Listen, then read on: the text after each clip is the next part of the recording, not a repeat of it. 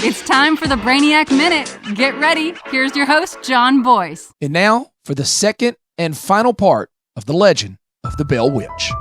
Eventually, the witch's activities became physical. It began striking, pinching, and pulling the hair of some of the family members. However, it was John Bell and his daughter Betsy who received most of the abuse. The witch then began speaking and having full conversations with members of the family. Oftentimes, it directed insults and threats at John Bell. When asked about what or who the witch was, it would respond, "I am a spirit.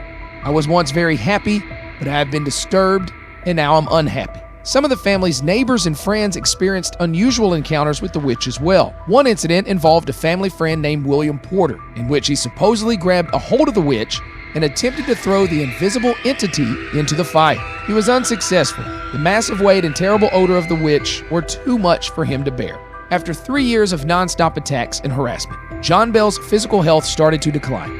He became bedridden and eventually passed away in December of 1820. His family believed that the Bell Witch had caused his death by giving him some kind of poison. However, he was 70 years old in the early 1800s. It was even said that the witch had crashed the funeral and sang cheerful drinking songs during the ceremony. After his death, the constant hauntings and abuse lessened, then eventually stopped altogether, just as mysteriously as they began.